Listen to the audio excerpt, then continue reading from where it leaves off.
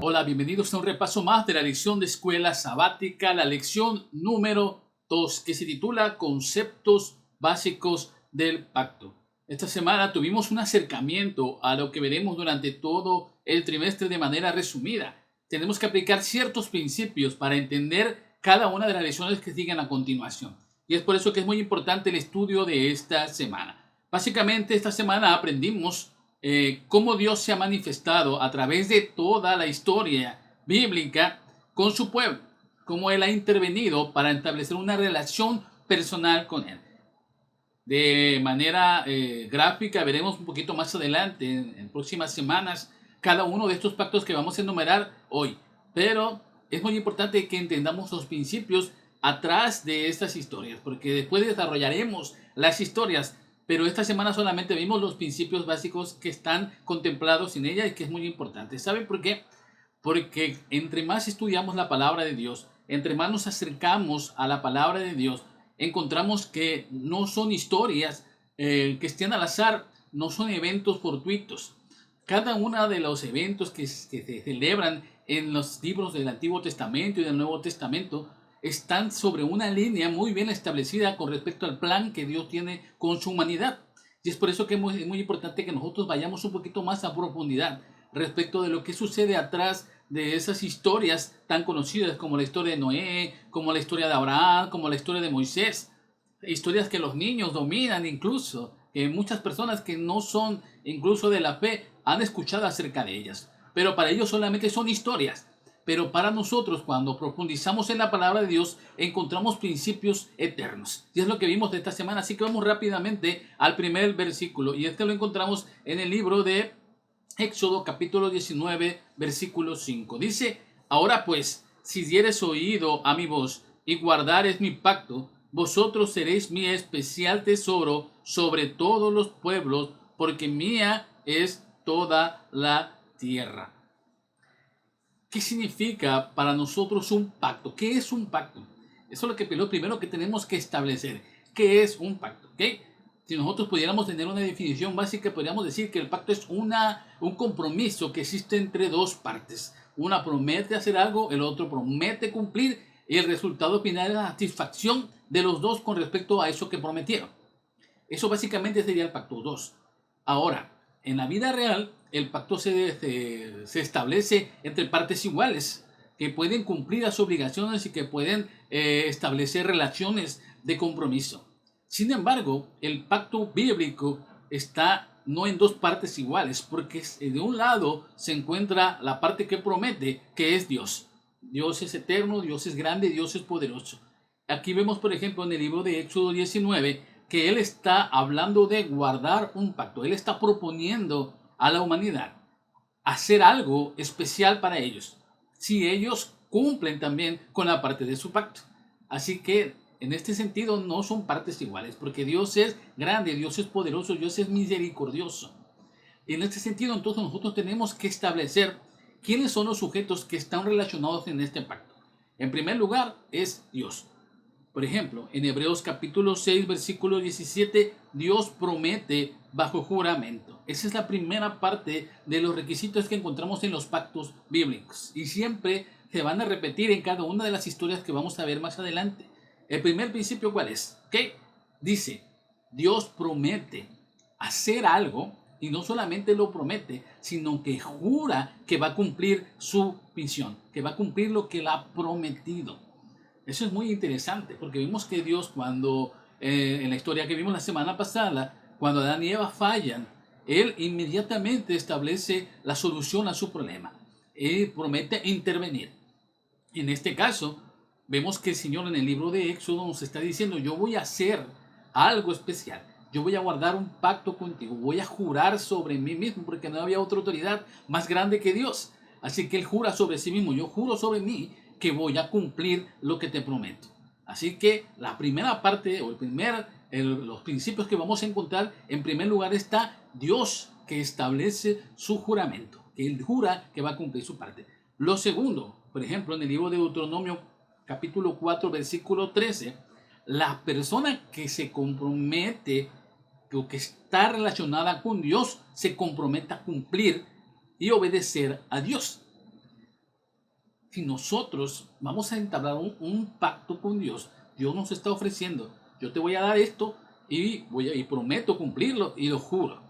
Entonces la segunda parte es, el ser humano acepta ese juramento, acepta esa promesa y la forma en que cumple su parte es obedecer lo que Dios le está pidiendo. Ese es el segundo principio. Primero, Dios está ahí presente, buscando a la humanidad. Eso es un principio básico. Siempre Dios busca a la humanidad para establecer su pacto. ¿Okay? Él lo hace y lo jura sobre sí mismo. En segunda parte, el ser humano que recibe esa promesa se compromete a obedecer a Dios. ¿Cómo? De muchas maneras. Y la tercera parte del pacto, vemos por ejemplo en Isaías capítulo 42, versículo 6, el medio en el que se cumple estos dos principios, en el que los dos se encuentran satisfechos de haber cumplido su parte, es la salvación que está solamente en Cristo Jesús.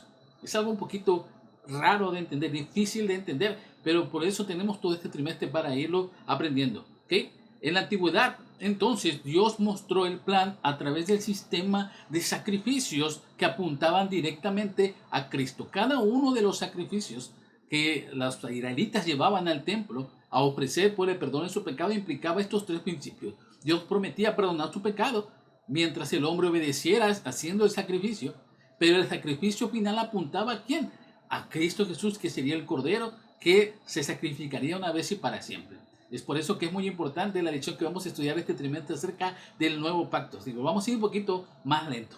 Vamos al siguiente versículo, por favor. Y aquí vamos a ver tres historias. Vamos a ver los principios que acabamos de ver en la historia de Noé, en la historia de Abraham y en la historia de Moisés. Okay, vamos al primero. Génesis capítulo 6, versículo 18, por favor. Mas estableceré mi pacto contigo y entrarás en el arca tú, tus hijos, tu mujer y las mujeres de tus hijos contigo. ¿Okay? En este libro, en el libro de Génesis capítulo 6, entendemos o escuchamos por primera vez la palabra pacto, que no se había mencionado antes, hasta el libro de Génesis. De hecho, la palabra pacto deriva de berit, o que también significa testamento. O sea que el Señor está entregando de manera gratuita, está demandando de manera voluntaria, está dándote la oportunidad de establecer una relación con Él muy íntima. ¿Cuál era el principio que se encontraba aquí? ¿Okay? Yo le estaba diciendo a Noé, voy a destruir esta tierra porque la maldad del mundo es demasiada.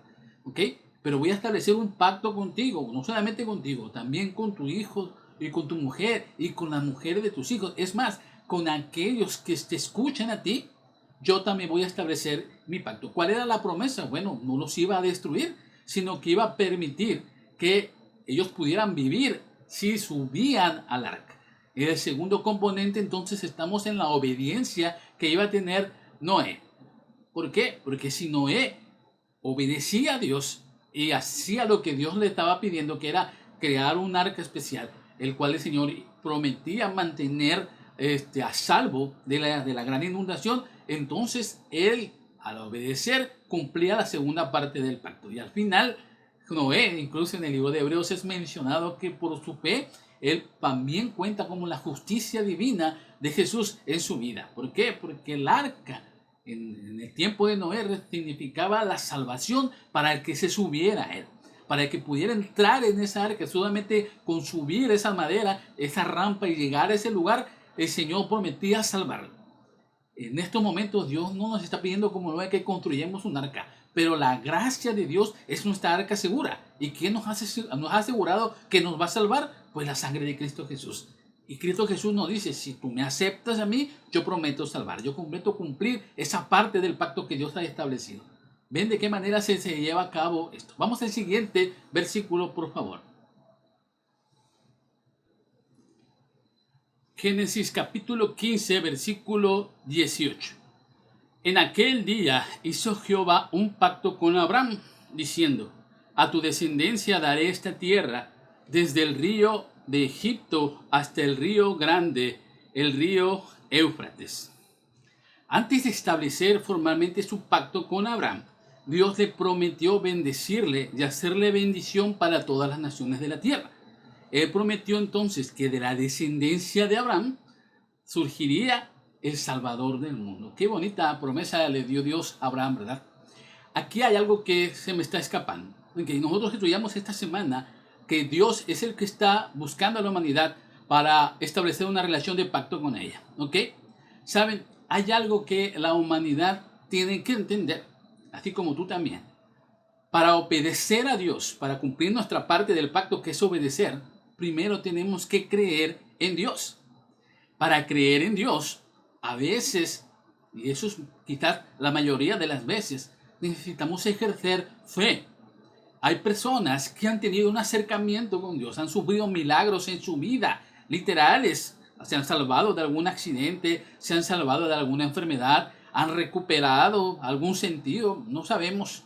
Pero yo creo que hay muchas personas que han entendido que seguir a Dios es importante cuando un milagro en su vida ha aparecido.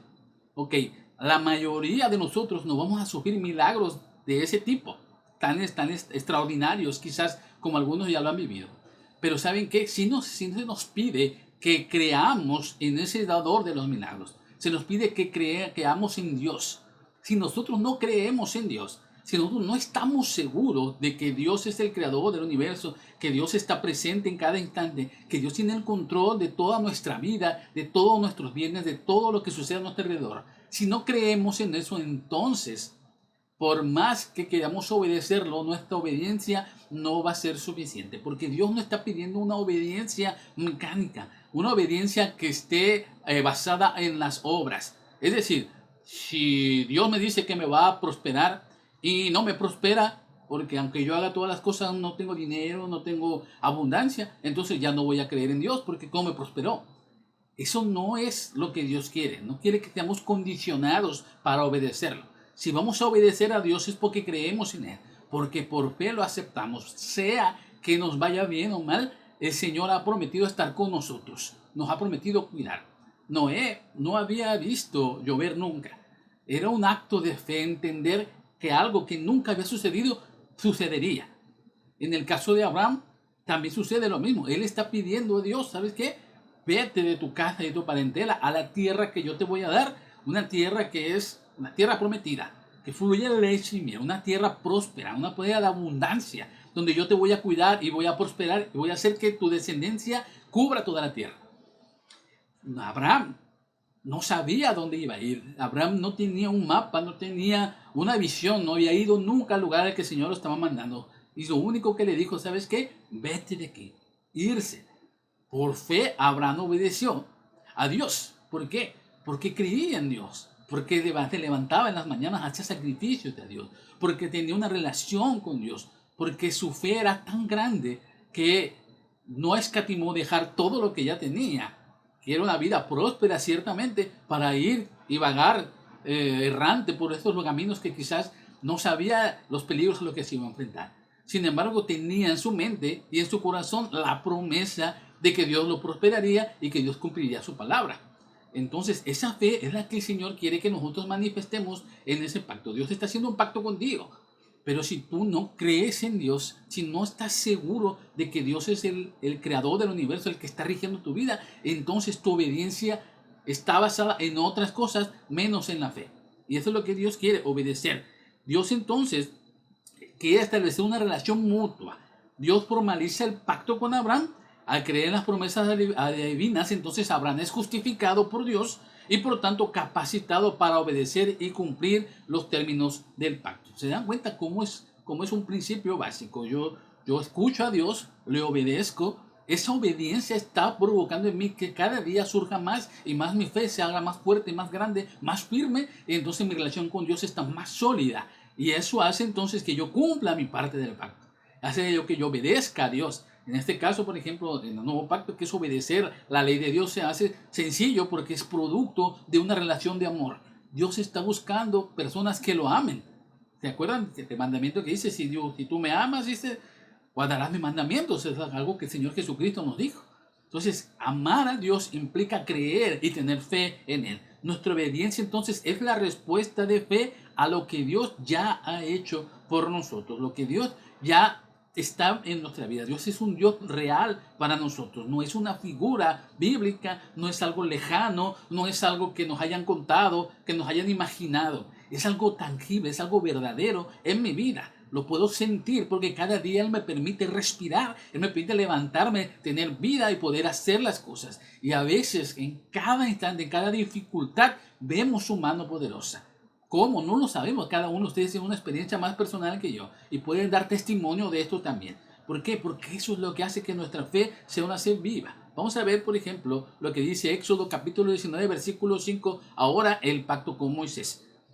Ahora pues, si dieres oído a mi voz y guardareis mi pacto, vosotros seréis mi especial tesoro sobre todos los pueblos, porque mía es toda la tierra. Éxodo 19, 5.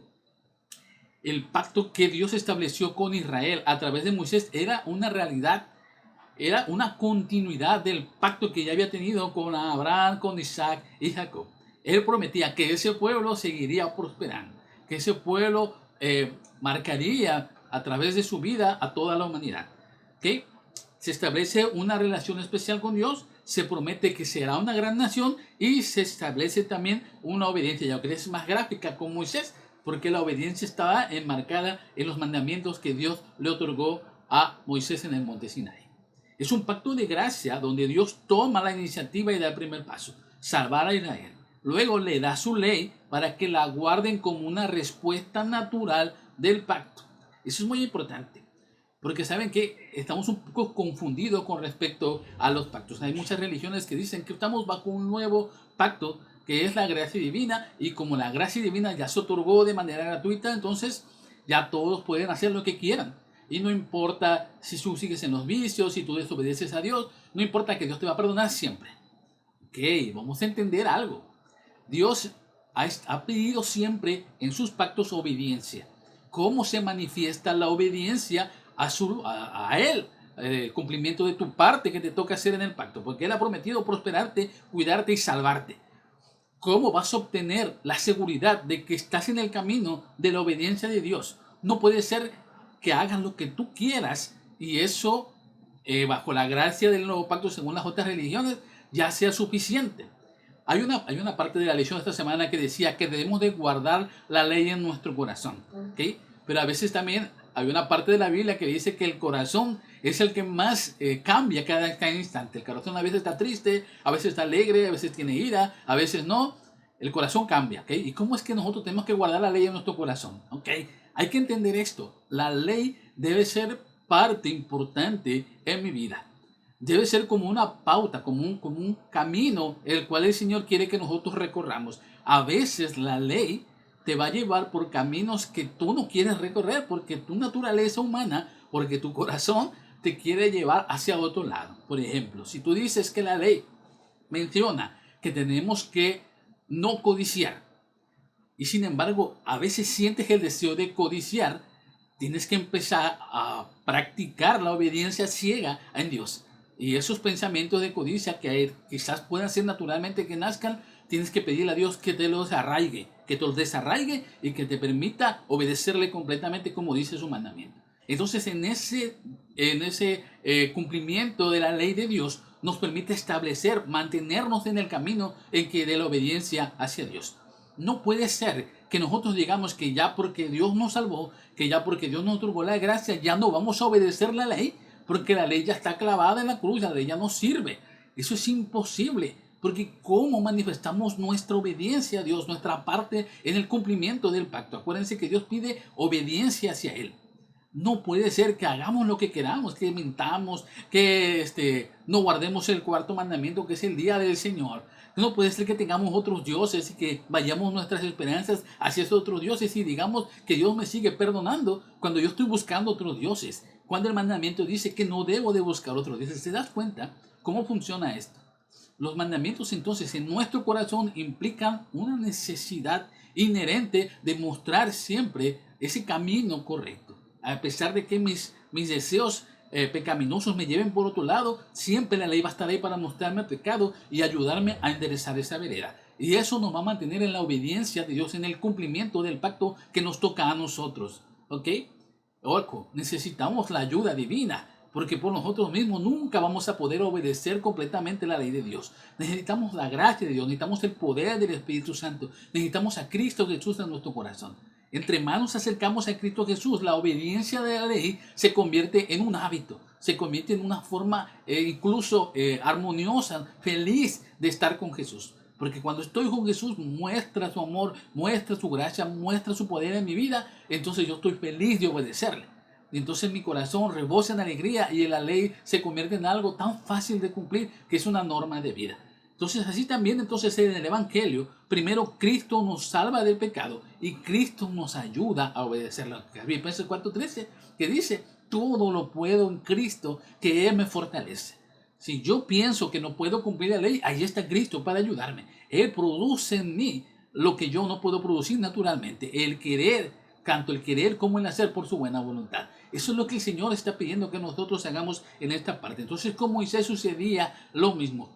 Dios les dio la ley, entonces los israelitas a través del cumplimiento de la ley cumplían su parte del pacto. Vamos rápidamente a lo que dice nuestra elevada vocación del 18 de enero. Esta promesa, Éxodo 19:5, le fue dada no solo a Israel, sino a todos los que obedecen la palabra de Dios. Los que viven en medio de los peligros de los últimos días deben comprender que justamente al comienzo de su experiencia, la verdad los unió al Salvador, de manera que Él, que es el autor y consumador de su fe, perfeccionará la obra que ha comenzado por ellos. Dios es fiel y mediante Él han sido llamados al compañerismo con su Hijo. Y vamos a terminar con Jeremías capítulo 31, versículo 31.